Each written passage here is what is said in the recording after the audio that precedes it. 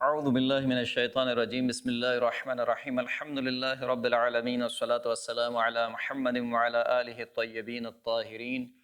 واللعنۃ الدائمۃ علی اعدائہم اجمعین اما بعد فقد قال الامام ابو محمد الحسن العسکری علیہ الصلاۃ والسلام قبری بسر من رآ امان لأہل الجانبین۔ محترم سامعین کرام، سامرہ میں دو امام مدفون ہیں، ایک امام علی نقی علیہ الصلوۃ والسلام اور ایک امام حسن عسکری علیہ الصلوۃ والسلام۔ امام ارشاد فرماتے ہیں کہ میری قبر جو سامرہ میں ہے، کہ جس کو سر من رآ نام رکھا گیا تھا، پھر اس کے بعد مخفف کر کے سامرہ کر دیا، تو فرماتے ہیں کہ سامرہ میں جو میری قبر ہے وہ اہل جانبین یعنی مغرب و مشرق دونوں کے اہل کے لیے امان ہے، امان کا سبب ہے۔ جس طریقے سے امام موسیٰ کاظم علیہ الصلوۃ والسلام کے لیے روایت وارد ہوئی کہ بغداد میں جو امام کی قبر ہے وہ اہل بغداد کے لیے نجات کا باعث ہے، اسی طریقے سے امام حسن عسکری نے کہا کہ میری قبر دونوں جانب کے لیے امان کا باعث ہے۔ ایک شخص امام حسن عسکری علیہ الصلوۃ والسلام کی خدمت میں حاضر ہوا اور امام سے کہا کہ مجھے شدید حاجت درپیش ہے، کوئی دعا مجھے تعلیم فرمائیں۔ تو امام نے اس سے کہا کہ ایک دعا ہے جو میں اکثر اور بیشتر اوقات اپنے رب کی بارگاہ میں پڑھا کرتا ہوں، اور میں نے اپنے پروردگار سے یہ دعا مانگی ہے کہ اے پروردگار، جو بھی میرے حرم میں آ کے یہ دعا مانگے تو اس کی مشکل کو حل فرما دے۔ وہ دعا کیا ہے؟ وہ دعا یہ ہے: یا عدتی عند العدد، یا رجائی والمعتمد، یا کہفی والسند، یا واحد یا احد، یا قل هو اللہ احد، اسألک اللہم بحق من خلقت من خلقک وَلَمْ تَجْعَلْ فِي خَلْقِكَ مِثْلَهُمْ أَحَدًا صَلِّ عَلَى جَمَاعَتِهِمْ وَافْعَلْ بِي كَذَا وَكَذَا، کہ اے میرے توشہ، اے میرے ذخیرہ، کہ جب لوگ بہت سے چیزوں کو ذخیرہ کرتے ہیں اپنے برے وقت کے لیے، تو میرے برے وقت کے لیے اے پروردگار تو ہی ذخیرہ ہے۔ اے میری امید، اے میرے بااعتماد، اے میری پناہ گاہ، اے میری تکیہ گاہ، اے واحد و یگانہ، اے وہ ہستی کہ جس نے اپنے بارے میں ارشاد فرمایا کہ کہہ دیجئے کہ وہ اللہ فقط ایک ہے، تنہا ہے۔ میں تجھ سے سوال کرتا ہوں ان ہستیوں کے حق کے واسطے سے کہ جن کو تو نے اپنی خلقت میں سے خلق کیا، اور اپنی خلقت میں سے کسی کو بھی ان کا مثل اور نظیر قرار نہیں دیا، یعنی اہل بیت اطہار علیہ السلام کے وسیلے سے تجھ سے سوال کرتا ہوں، وہ اہل بیت اطہار کہ جن کا مثل اور جن کا نظیر تو نے اپنی خلقت میں سے کسی کو قرار نہیں دیا۔ سوال کیا ہے؟ سوال یہ ہے کہ پہلے تو ان ہستیوں پر درود فرما، اور پھر اس کے بعد انسان اپنی حاجت، چاہے اردو زبان میں ہی کیوں نہ ہو، اپنی حاجت کو امام کے وسیلے سے خداوند کریم کی بارگاہ میں پیش کرے کہ امام ضمانت لے رہے ہیں کہ امام نے دعا فرمائی کہ جو بھی میرے حرم میں آ کے یہ دعا پڑھے گا خداوند کریم اس کی حاجت کو پورا کرے گا۔ ایک اور شخص ہے، وہ کہتا ہے کہ میں امام کی خدمت میں حاضر ہوا اور میں نے امام سے کہا کہ خلیفہ وقت کے پاس جائیے اور میری کچھ سفارش کیجیے تاکہ اس کی عطا مجھے مل جائے۔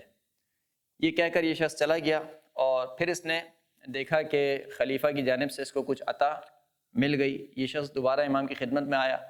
کہنے لگا کہ کیا آپ نے میری سفارش کی تھی خلیفہ کے پاس جا کر؟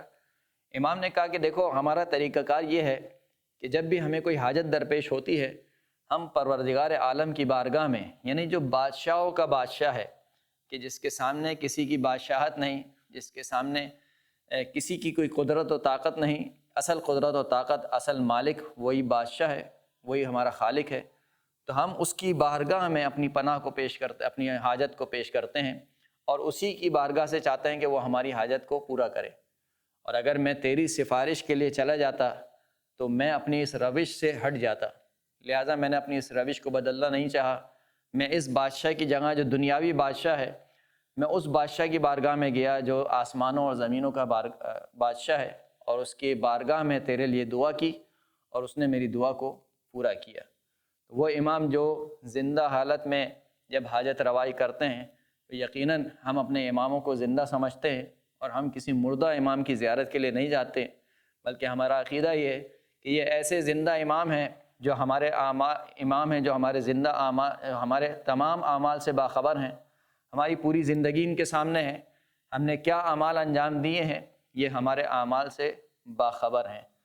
تو ان کی بارگاہ میں جا کے انسان وسیلہ بنائے ان اماموں کو، اور ان کے وسیلے سے، ان کے توسل سے انسان خدا کی بارگاہ میں اپنی حاجتوں کو پیش کرے۔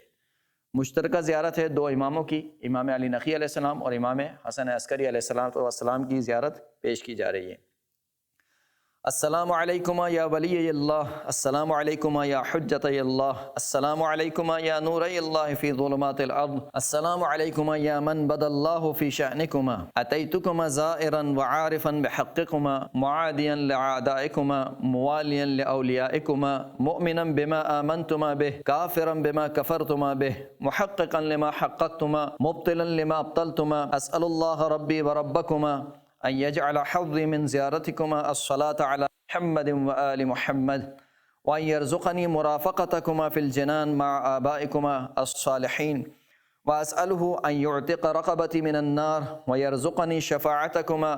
ومصاحبتكما، ويعرف بيني وبينكما حبكما وحب آبائكما الصالحين، وأن لا يجعله آخر العهد من زيارتكما، ويحشرني معكما في الجنة برحمته، اللهم ارزقني حبهما